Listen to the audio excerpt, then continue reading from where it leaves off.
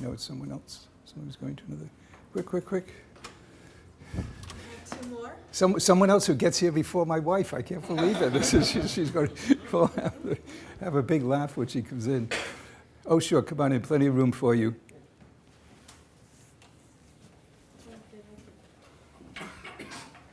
Hello. Oh, you haven't, have they missed anything? A brilliant and insightful discussion of the chateau of Gatsby's mansion, a comparative study of Gatsby's mansion in the Robert Redford and the Leonardo DiCaprio versions. I will say a couple of things. So maybe I'm kind of, I'd kind of like to wait for my wife because she makes such an appearance when she comes in that you're all going, oh, there she is, you know. But we have all the time we need. do you really? You're not going to have to bolt out of here. The bell's not going to ring.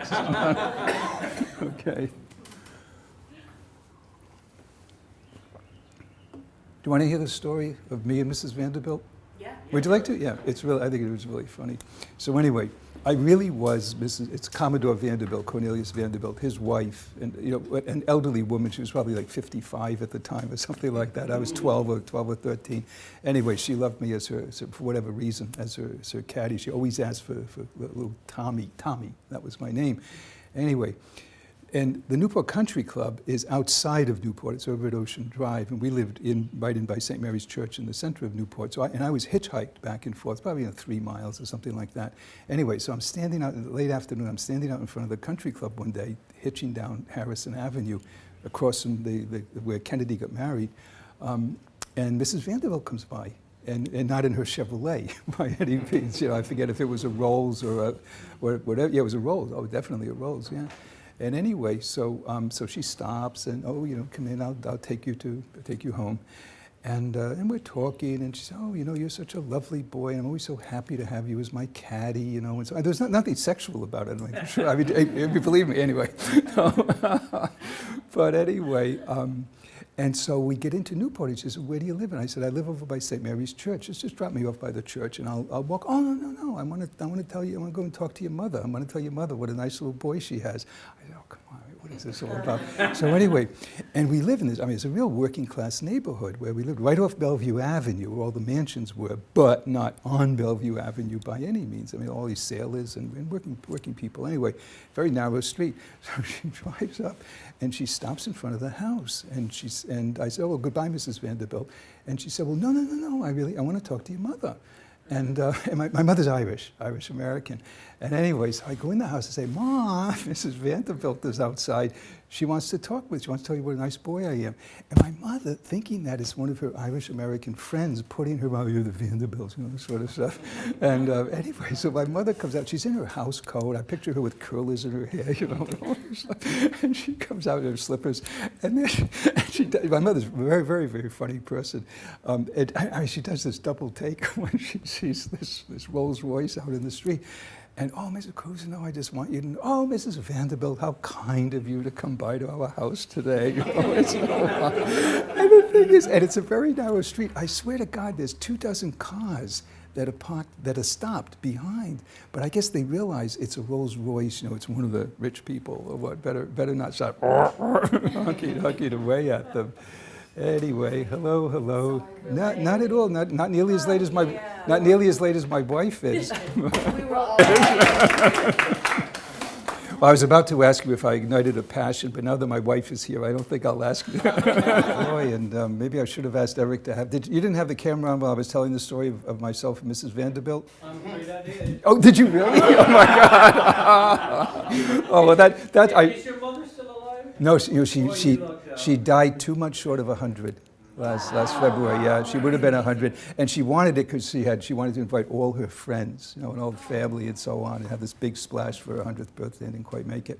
But anyway, so listen, it really is and as I was saying, my pretext for telling the story of myself and Mrs. Vanderbilt was to say that while this is the omega point of my career, the alpha point of my life, of course, then was growing up in Newport.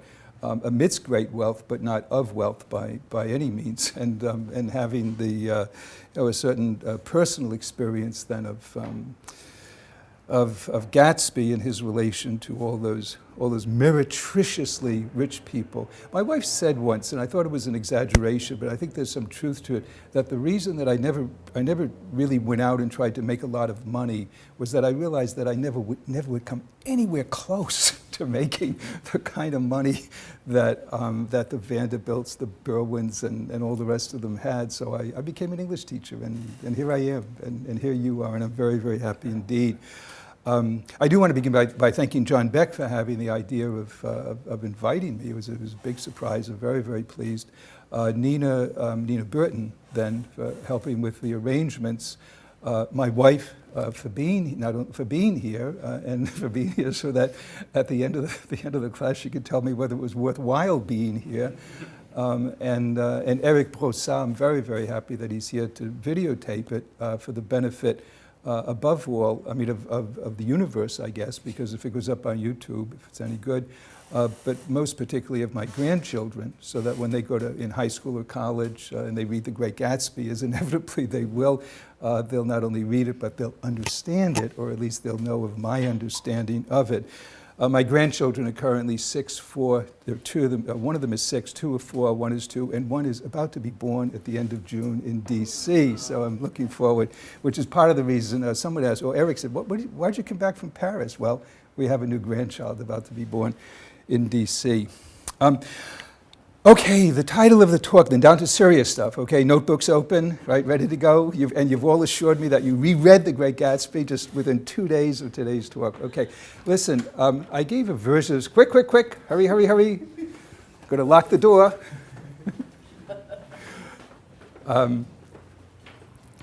Hi, I recognize you, yeah.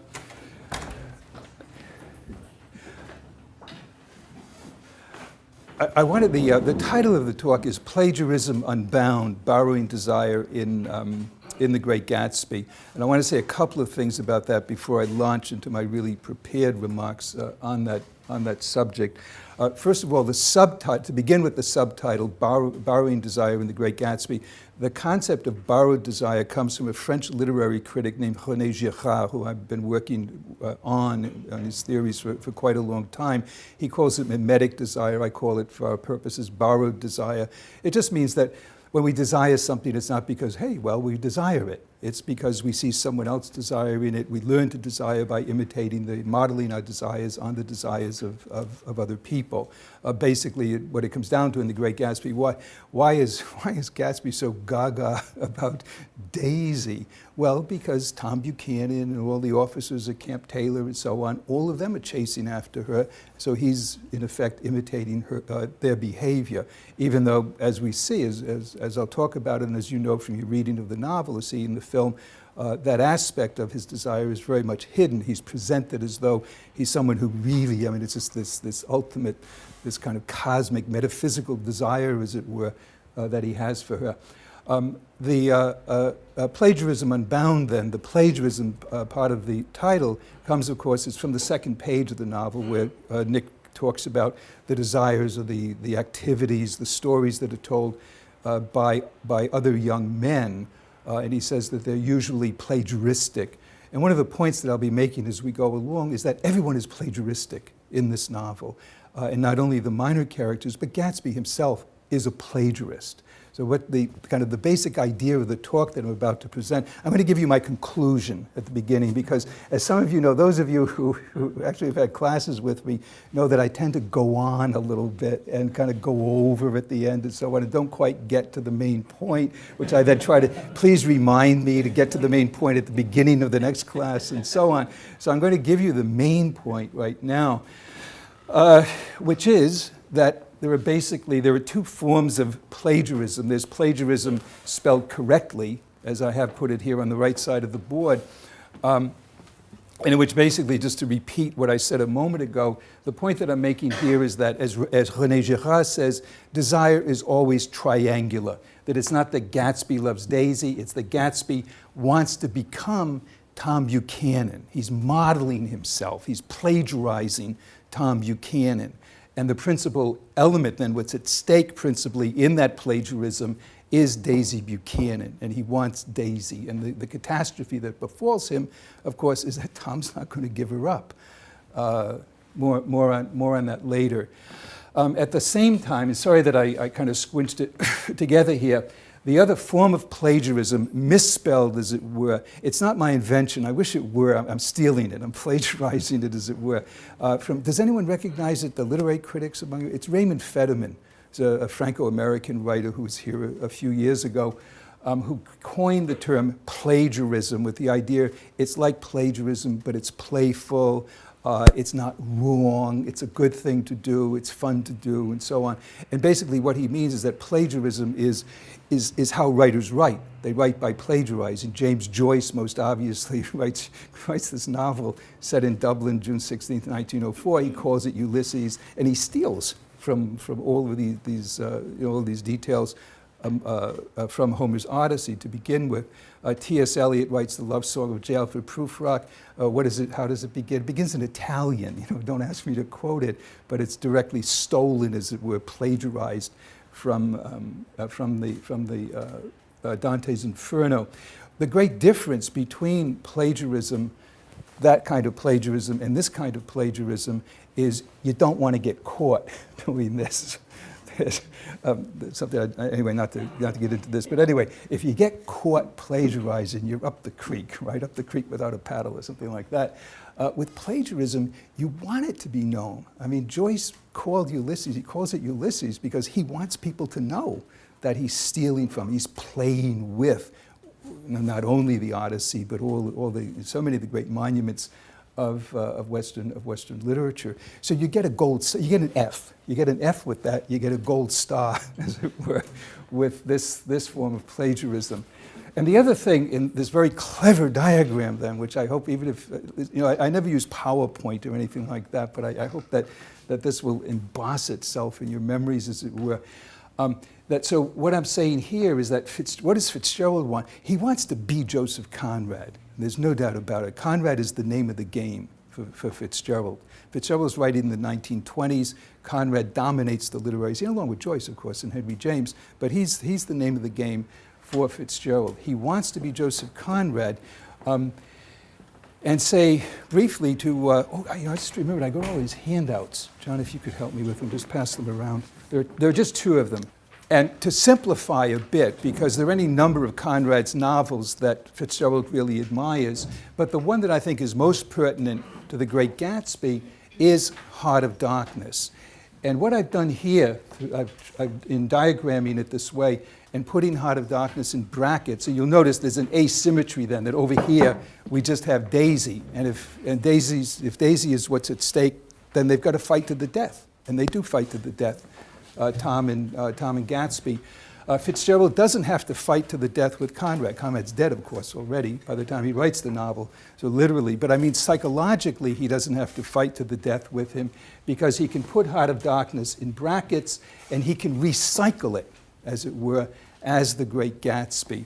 And don't get too distracted, but I did pass out a list that has there are 11 different points of comparison of elements of borrowing then from Heart of Darkness, to The Great Gatsby.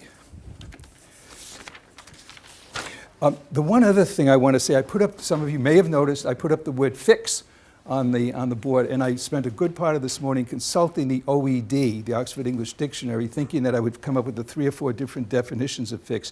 There are about 25 definitions of fix, as it turns out. The reason that I put it up on the board, and it's kind of a handle that I'd like to leave you with, and when you go to see the Leonardo DiCaprio version, you can take as a checklist all the 11 elements from Heart of Darkness, and you have a little flashlight, you can check them off in the movie. Oh yes, right, he's right, that's something too. The word fix occurs twice in The Great Gatsby. If I were giving you a reading quiz, which I'm not, can anyone remember where the famous example of the word fix is what? It had something to do with the World Series, 1919 World Series. It's Maya Wolfsheim. Maya Wolfsheim fixed the 1919 World Series, which is not factually correct. We may have a chance to talk about that in a moment. It's not a single person who did.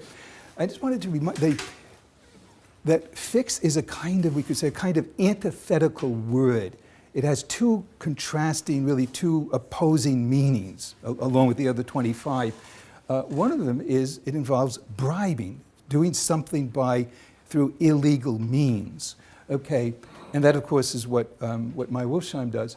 The other meaning of the word is to repair, to set in good order, to organize, to arrange, and so on. So just very quickly, oh, by the way, the other time that the word fix is used, Gatsby's going to fix things so that they're like they were in the past. That's right at the end of chapter 6. He's going to repeat the past, he's going to fix things. So Gatsby and Meyer Wolfsheim are the two big fixers inside the novel.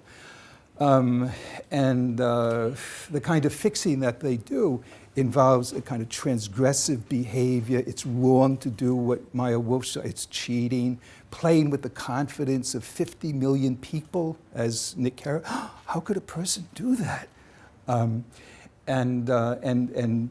Gatsby with the adulterous relationship, he's killing people, he's selling fake bonds, he's stealing, he's doing, I mean, just, you know, you name it, he's got half a dozen things doing that he shouldn't be doing.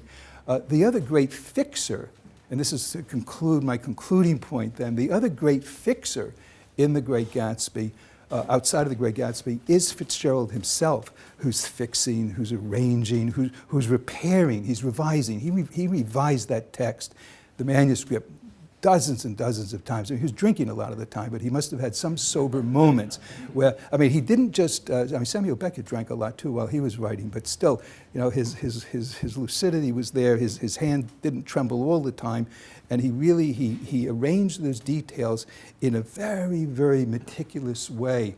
And so basically, you know, what this, you can leave now if you want, because all I'm going to say is that there's a good way of fixing things, there's a bad way of fixing things. The characters inside the novel find bad ways to fix things, they lose, and I mean, Wolfsheim loses in the sense that he becomes the object of moral reprobation. We're like, oh, Wolfsheim, unless, I hope you don't, you know, that you don't adore, praise Meyer Wolfsheim.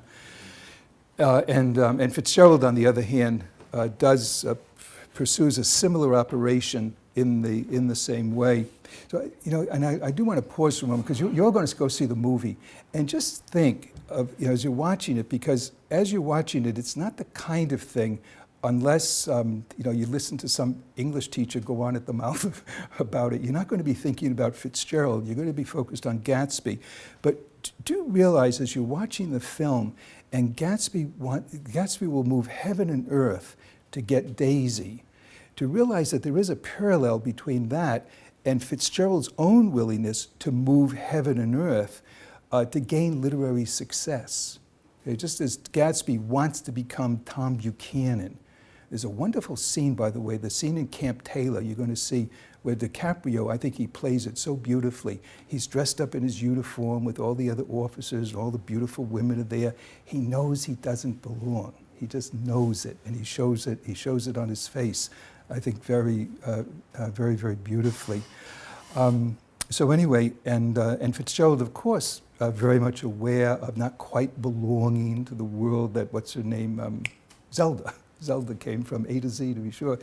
Zelda came from trying very, very hard to fake it, as it were, but he fakes it in a way that's led to great success indeed. I saw it in Paris, as I told you. Those of you who were here earlier, there were about 500 people. It was a huge theater, and they were all kids.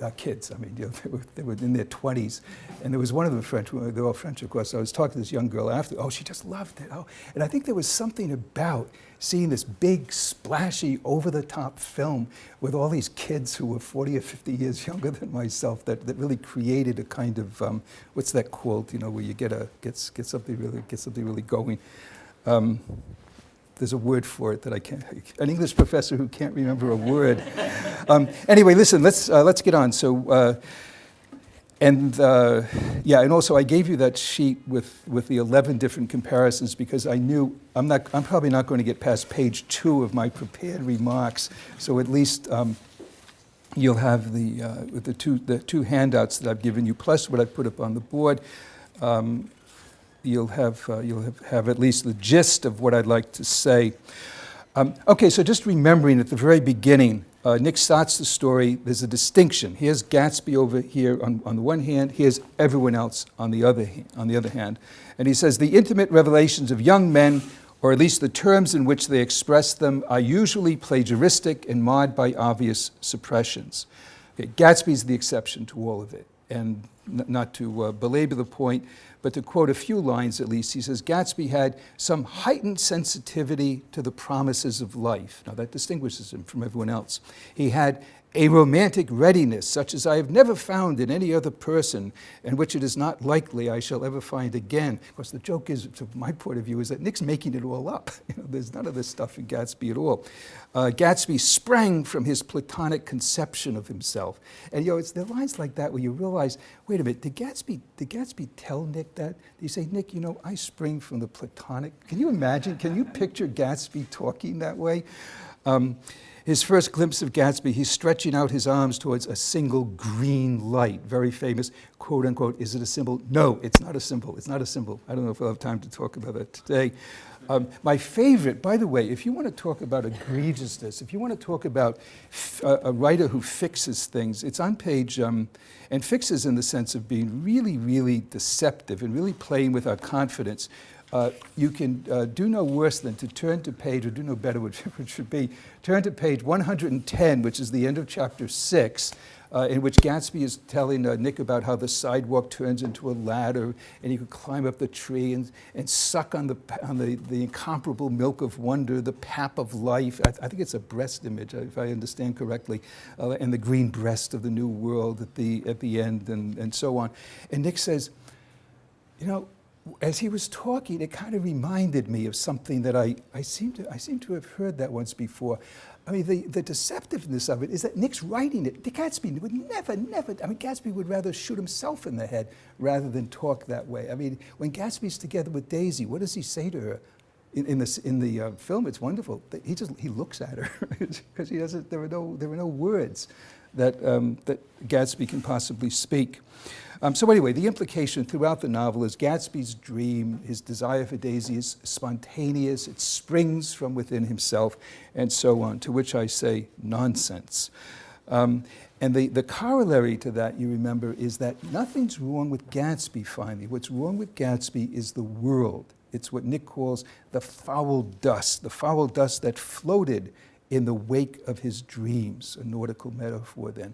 So it's Gatsby's all right in the end. It's just the world is made in a way that makes it impossible for his dream to be realized. My point is no, that's not that his dream is wrong from the start, because what his dream is basically is to be someone else, to take the place of another person, Tom Buchanan, and he just can't do it.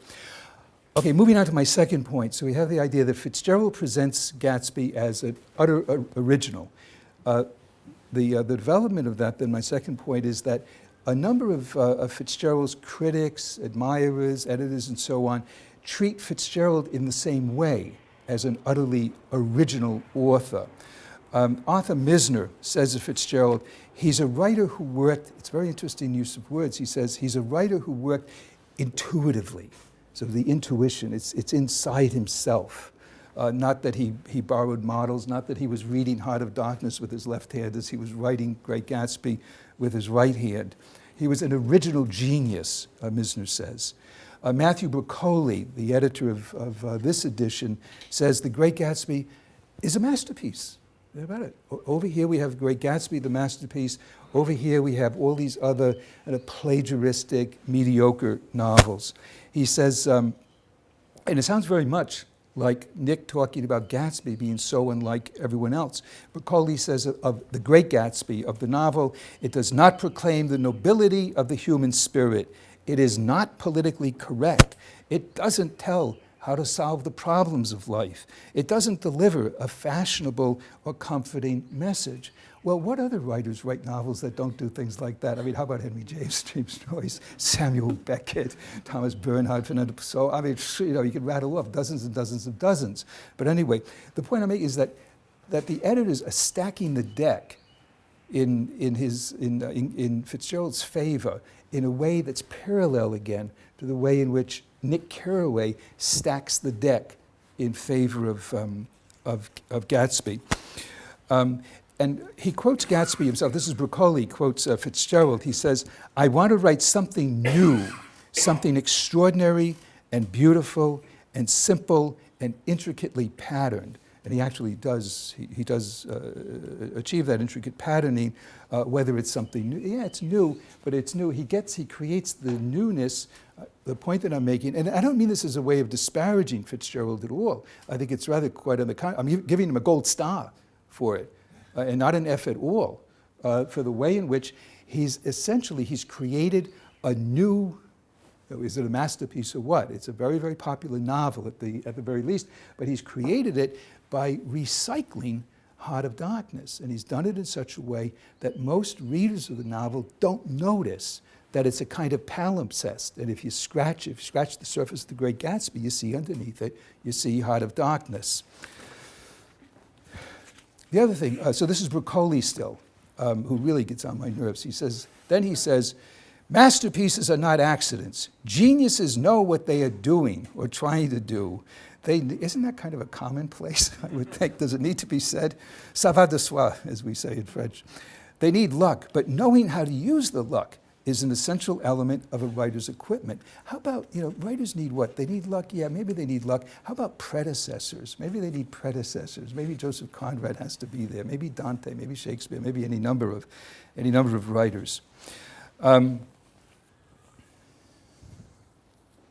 I do want to quote one thing that Broccoli says before I move on. He says, literary miracles are the work of writers who come closer than any other writer to expressing what is in their minds, so it's inside again, through innate genius. Okay, there's the word genius, originality, very, very romantic conception of how you write, as quite in contrast to the classical idea of craftsmanship. But then he says, innate genius augmented by control, technique, and craft.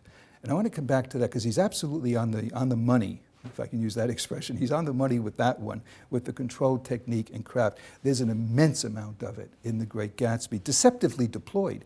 I'm going to talk about Daedalus in a moment. And remember, Daedalus was the great deceiver. He made things he made the cow that Pasiphae could crawl into so she could copulate with the bull, because the poor bull would think it was a real cow, and so on like that.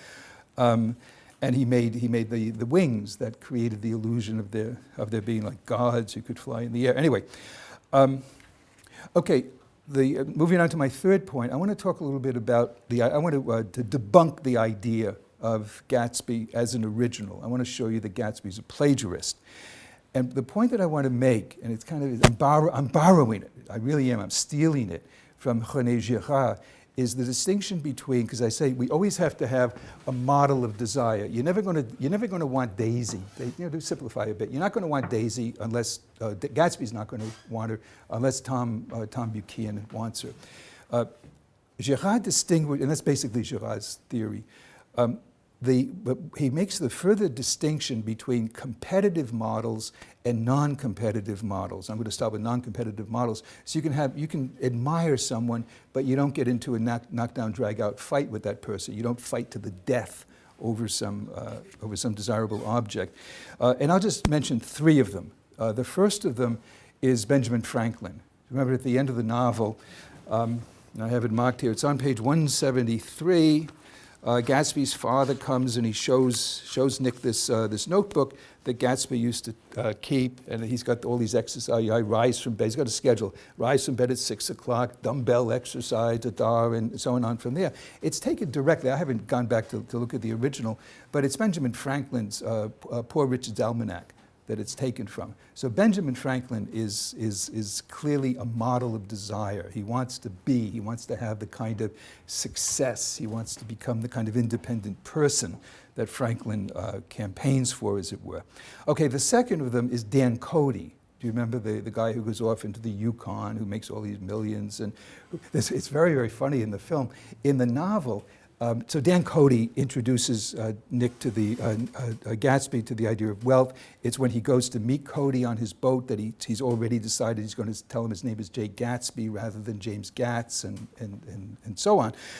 And in the novel, the boat is out there. I think it's on Lake Michigan, very calm day, and Gatsby rows out. He says, "Hi, my name's Jay Gatsby," and he's adopted by this very wealthy guy who shows him how to be a kind of a rogue and who adopts him as a son and so on.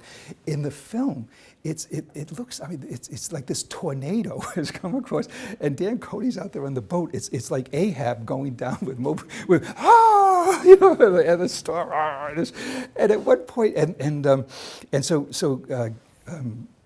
DiCaprio comes out to save him, and at one point, Dan Cody says, "What's your name, old sport?"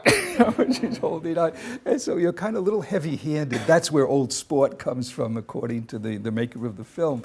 It's very, very, very funny. But you just laugh when I'm just sitting there. Oh my God! I mean, what a departure from the novel. What are English professors going to say about? I just thought it was so funny. And then the last of them, the third of them, is Maya Wolfsheim. Maya Wolfsheim, who fixed the 1919 World Series.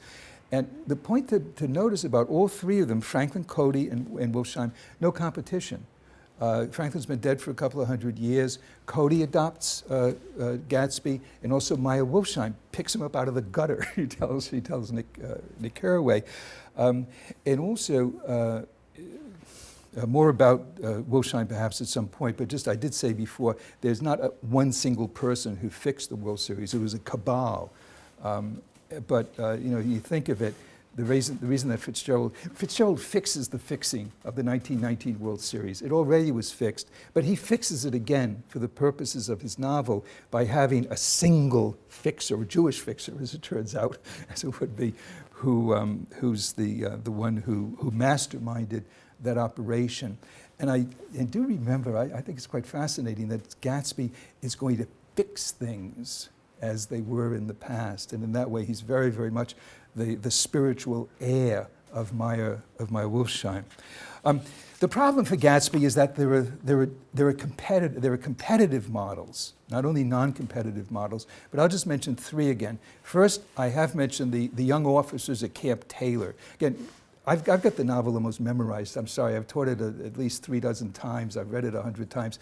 Camp Taylor's, that's the camp in the Army camp in Louisville, where 5 years before he met Daisy, and all the young officers are chasing after her. The phone's ringing off the hook all the time. They all want to monopolize. Interesting use of language. Gatsby wants to monopolize. They all want to monopolize her time, if only for 1 hour. Gatsby wants to monopolize her time for her life, for an eternity, as it were. But he wins that one, okay? He succeeds against the young officers. He's the one that she falls in love with. The second one, it's very easy to forget about her, is a woman named Ella Kay. Again, if I were giving a reading quiz, I probably would ask you who she is. She's Dan Cody's mistress. And Dan Cody, who had adopted Gatsby, when he dies, he leaves a certain amount of money to Gatsby. In his will, but Ella Kay figures out some way of getting it away from him. But again, we have there it's not the competition is not with the rich guy, but rather with someone else who wants the same thing. And I would say kind of like Tom wants the same thing as Gatsby does. Gatsby wants Daisy. He's not going to get her because Tom plays a role which had been played earlier by Ella Kay. And then the last one is Tom Buchanan. And it should be the most obvious thing in the world. And Nick doesn't have to go on and on at the end of the novel saying, oh, I saw the Dutch sailors and the green breast of the New World for the last time in human history and all the rest. No, Tom is not giving up his wife, and she's not giving up all that money, and she's not going off with Mr. Nobody from nowhere. And by the way, do you remember the moment in the novel in which Gatsby is really destroyed in the Plaza Hotel, the thing that's said to him, which really devastates him, is not Tom Buchanan saying, you're Mr. Nobody from nowhere. It's Daisy saying to Gatsby, and what does she say to him? I loved you too. And he says, what? What? You loved me too? You mean you also loved that schnook, whatever that... I mean, he's just flabbergasted by it, the idea that he's not number one, that he's not God, that he's not the only one, that he's not this absolutely singular person. Okay, moving along. So we have Gatsby. Have I proved my point? Case as we go on. QED, as we used to say in high school geometry, and then we'll go on to Fitzgerald as a plagiarist. What's interesting about Fitzgerald is he gives himself the pleasant role, as it were, of being someone who only has non-competitive models. He's not competing with anyone. And the most obvious of the non-competitive models, I would say, is Ovid, or whoever originally wrote the story of Daedalus and Icarus, which of course is interesting because that was written in Greek, and then Ovid steals it and takes it over into Latin and puts it into the Metamorphoses, and then it's written and rewritten over and recycled over and over again throughout Western literature. And the Great Gatsby, I think, is quite an extraordinary, again, recycling, an example of forget the extraordinary, we don't need that. It's an example, at the very least, a novelistic example of a rewriting of the story of Daedalus and Icarus. There are a couple of small details that suggest that Fitzgerald has this in mind. You know, along with remember the cufflinks that Meyer Wolfsheim had? They're made of human molars, which may have come from Heart of Darkness, because Heart of Darkness is kind of about cannibalism, you might remember. In the novel, Gatsby's car is associated both with the sun and wings. You know the story of Daedalus and Icarus, right? They're flying off, and Daedalus goes too close to the sun, and Icarus goes too close to the sun, and Daedalus stays neither too high nor too low, and he returns home, much like Nick Carraway. So the Gatsby's car is associated. Here's the description of the car. It was a rich cream color, bright with nickels, swollen here and there in its monstrous length, with triumphant hat boxes and supper boxes and toolboxes, and here we go, and terraced with a labyrinth. Remember the labyrinth in the Minotaur? A labyrinth of windshields that mirrored a dozen suns. And then another description of the car a couple of pages later, with fenders spread like wings, we scattered light through half Astoria. They're going over the Williamsburg Bridge, which is wonderfully done in the film too, the arrival over the Williamsburg Bridge. Through half Astoria, only half hour as we twisted among the pillars of the elevator, I heard the familiar, and then the policeman stops them. But Gatsby gets off because he just shows his, oh, Mr. Gatsby, and the policeman allows him to go on. It's not what happens later on. Gatsby is associated with heights also. It was Mr. Gatsby himself, the first time that Nick sees him at the end of chapter 1. It was Mr. Gatsby himself come out to determine what share was his of our local heavens. That idea of, and over again. My eyes fell on Gatsby. This is when he sees Gatsby at his party. I mean, Gatsby's not down there drinking and carousing and so on. He's standing at the top of the stairs. My eyes fell on Gatsby, standing alone on the marble steps. And then this is just to repeat the line of what Gatsby is supposed to have said, but what Nick is writing for him down in Louisville. Out of the corner of his eye, Gatsby saw the blocks of the sidewalk really formed a ladder and mounted to a secret place above the trees. Remember, and I'll just quote a couple of lines from Ovid's Metamorphoses where he's describing Icarus. He says, Icarus began to soar, rising upon his wings to touch the skies. I'm not making it up, am I? There's a parallel between, thank you, Bridget, I appreciate it. But as he neared the scorching sun, its heat softened the fragrant wax that held his plumes, so flying too close to the sun, and his voice was smothered by the dark blue sea, so he sinks in the sea. The point that I would make then is there's a parallel between the description of the death of Icarus in Metamorphoses and Gatsby's death in The Great Gatsby. And it's interesting to notice then that detail. Do you remember, what's it like?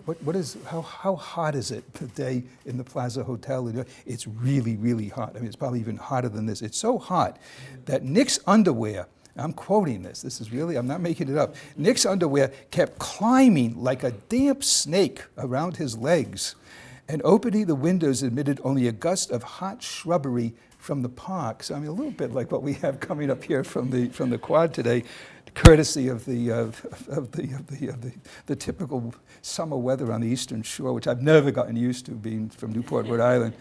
And then again, tell me I'm making it up. Tell me this is just some crazy English professor just spinning theories of what. But where does Gatsby die? Dies in his pool. Right, and he's lying there on a mattress, and George Wilson comes and shoots him. Why does he die in his pool? He hadn't used his pool the whole summer. Fitzgerald is Fitzgerald would grab him by the throat and drag him and put him into that pool to make sure that's why he gets killed.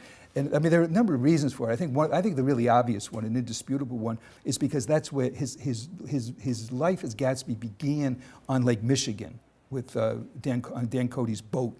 And so it's kind of, there's a nice parallelism, symmetry between that and his being killed lying on his air mattress. In the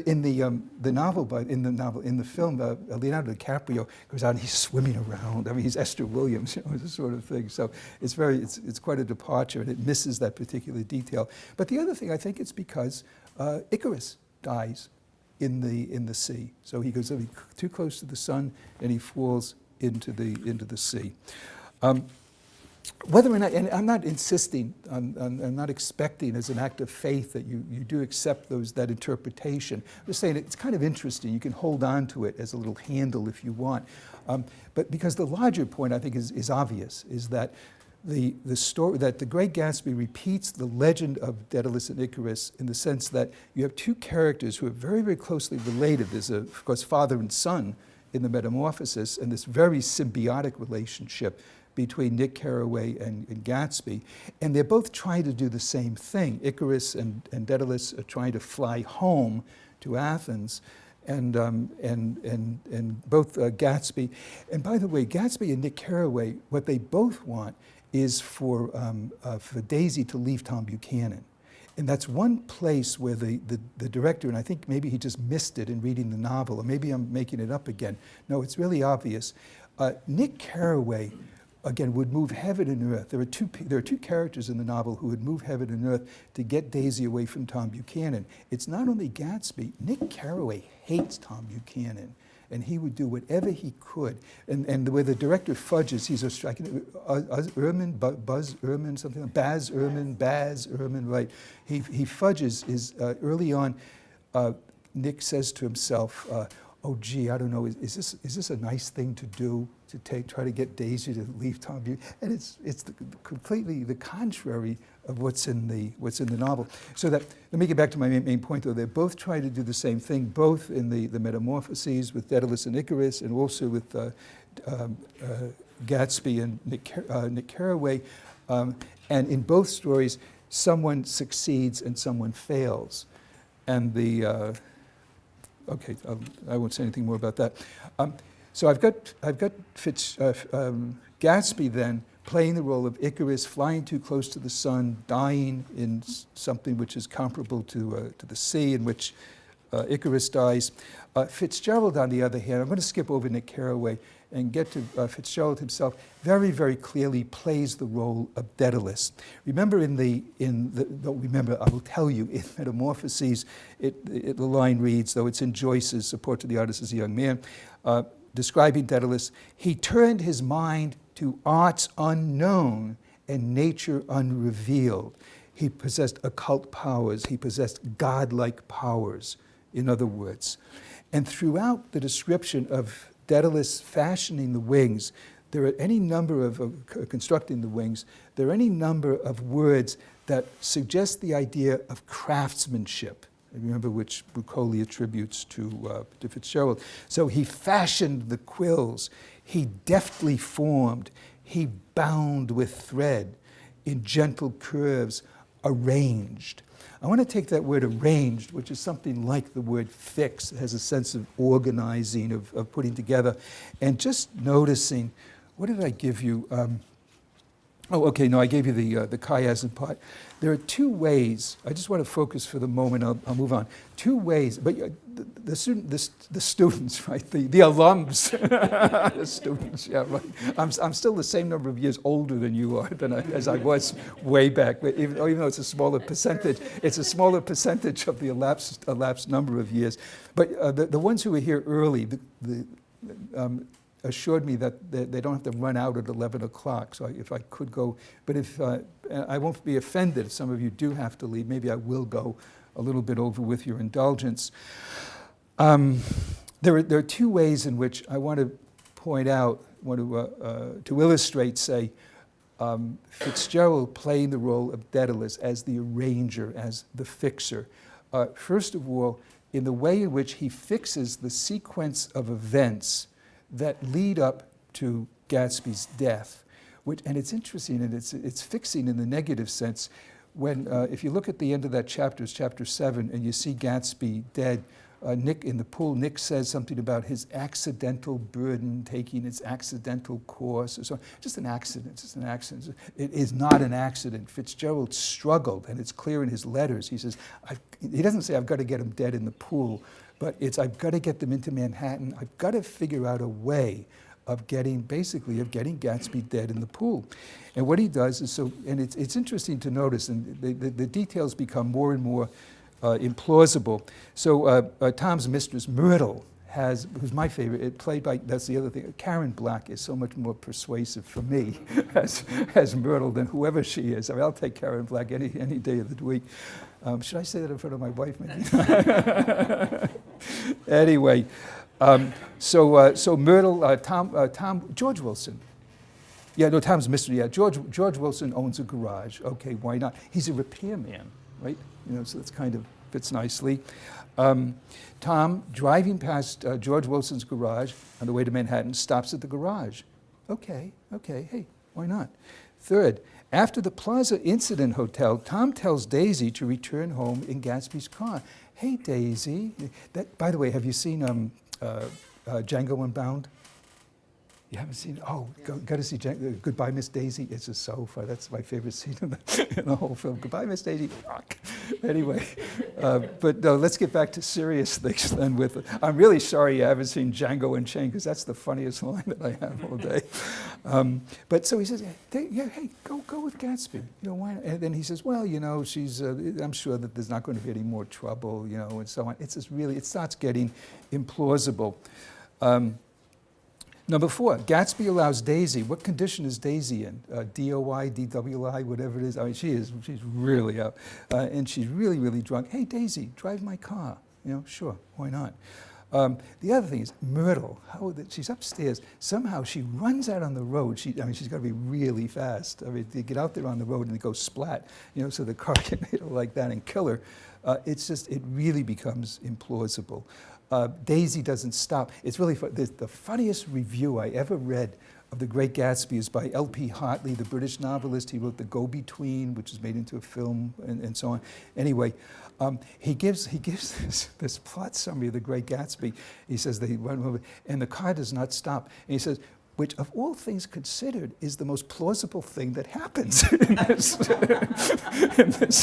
this novel. I've always remembered that. It was such an amusing remark. George Wilson doesn't identify Gatsby's car. Wilson believes Tom when he tells him the car isn't his. Gatsby decides to lie. He decides, hey, I think I'll lie on an air mattress. I think I'll just go out there and sprawl on my air mattress so someone can come and shoot me in the head. And then the other thing, of course, none of Gatsby's friends attend the funeral. Why don't his friends attend the funeral? They're bad people, right? No, wrong answer, wrong answer. They're not. It's not because they're bad people. It's because Fitzgerald won't let them go to the funeral. He wants Nick to be the only one there.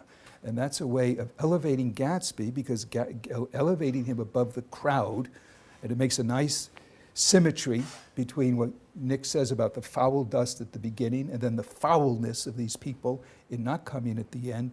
And it also elevates Nick as the Gatsby's one faithful friend.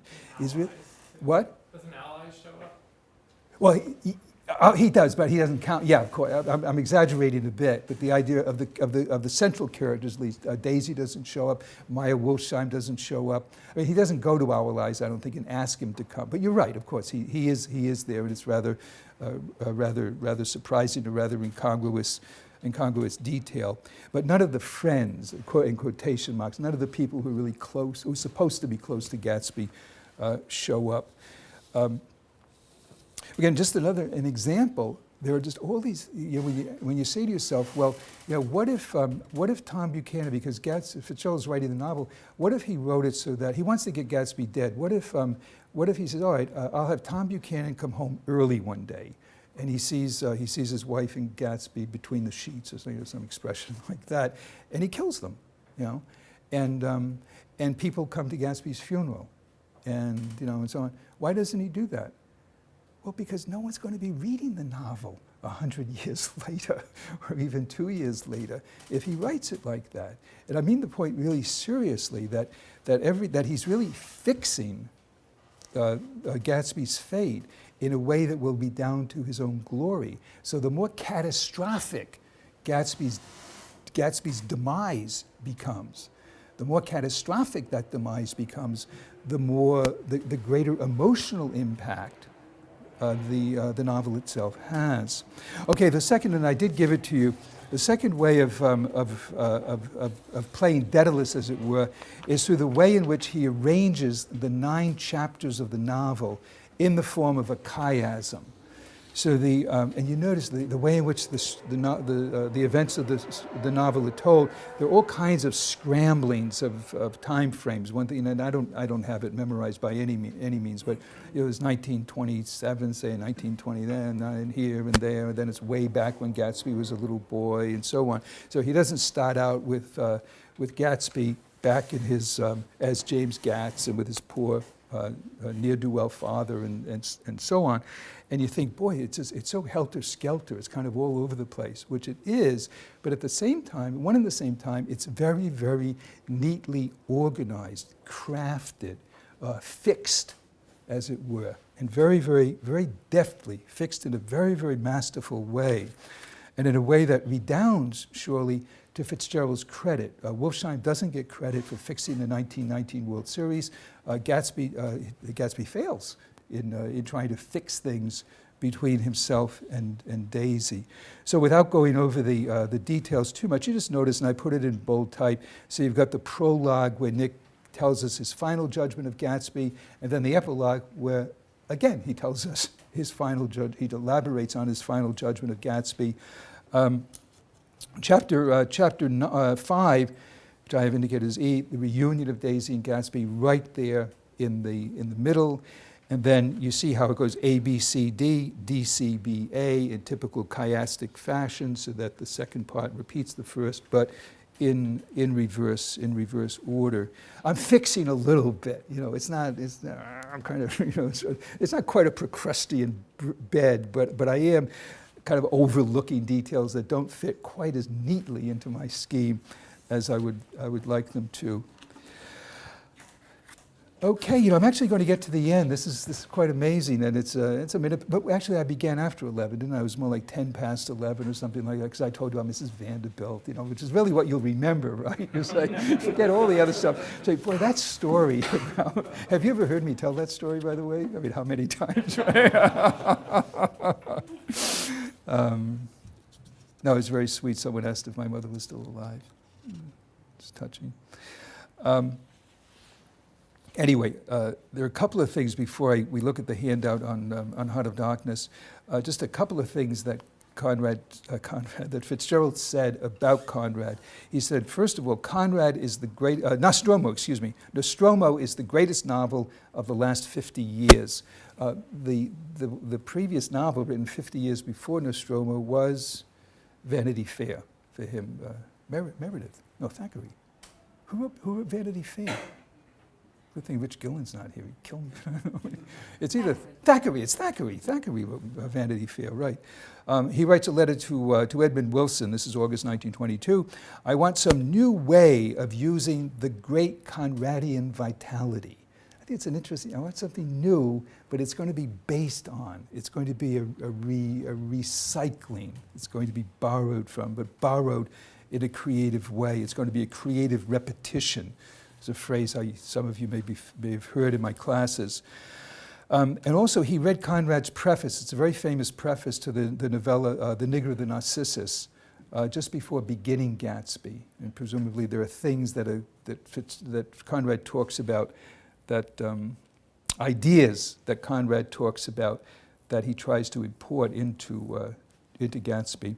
And then he says, the happiest thought that I have is of my new novel. This is Tender as the Night. It's what he publishes after. It is something really new in form, idea, structure. The model, it's interesting, the model for the age that Joyce and Stein are searching for that Conrad didn't find. And what I have in italics is that Conrad didn't find, as though the apprentice is now standing on the shoulders of the master, as it were, that he's going beyond, which I'm not quite sure that he ever did, but be that as it may. And then I'll conclude by, I'll make a generalizing point, I guess, at the end. But if you have that handout where I have the 11 comparisons, and again, I do encourage you to take this with you when you go to see the Leonardo DiCaprio film and check off each one of these points as you notice them. That first of all, so I won't tell you, that kind of, you can fill in the blank. I left a little space there, you can fill it in yourself.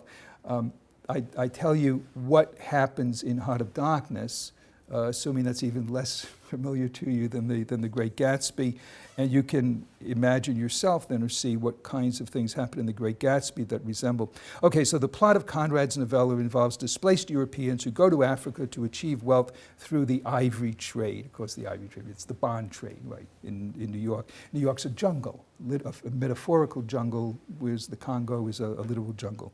One of these Europeans, Kurtz, is singled out as being, unlike the mediocrities that surround him, someone worthy of special attention.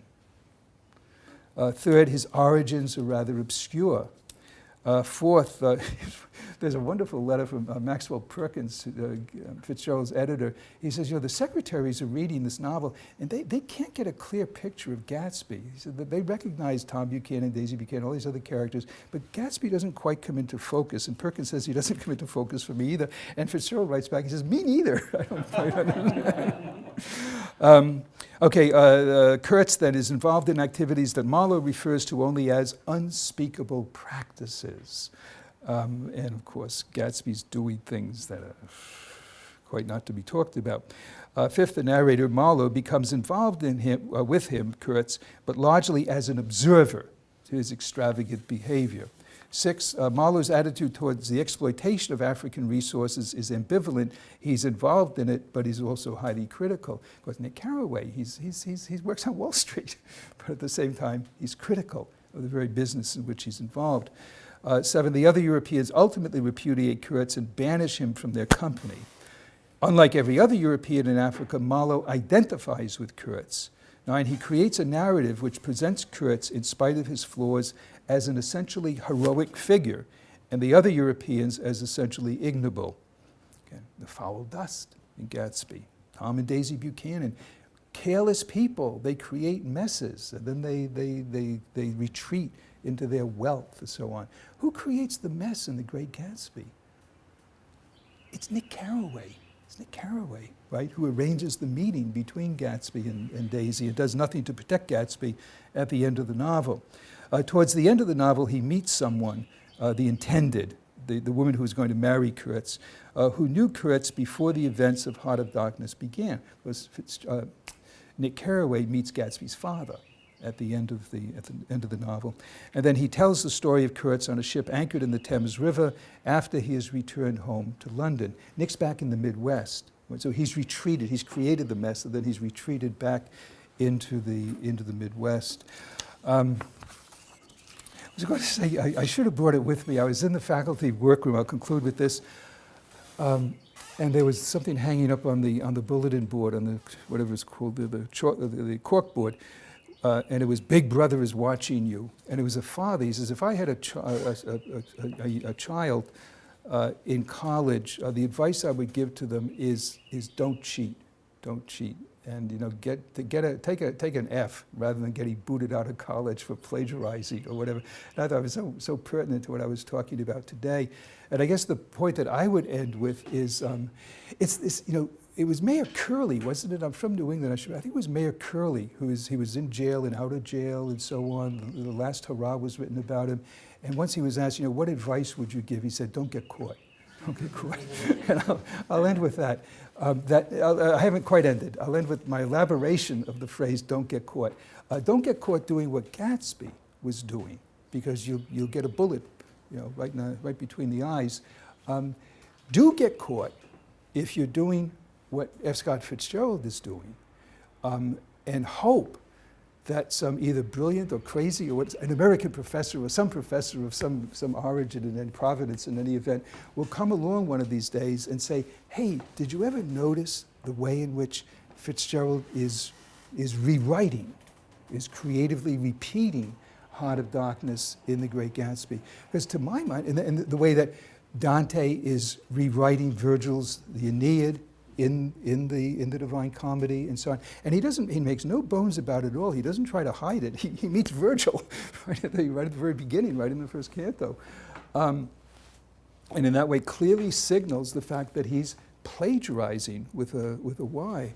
And so do get caught if you're doing this sort of thing, because that leads your audience to think even how more remarkable your success is. You're doing something new, but by and what am I trying? You know, you see where I'm going with this. That you take something old and you recycle it, recraft it as something new.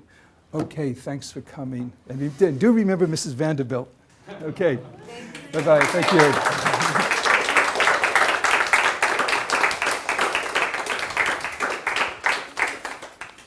No, it really is a pleasure. Thanks.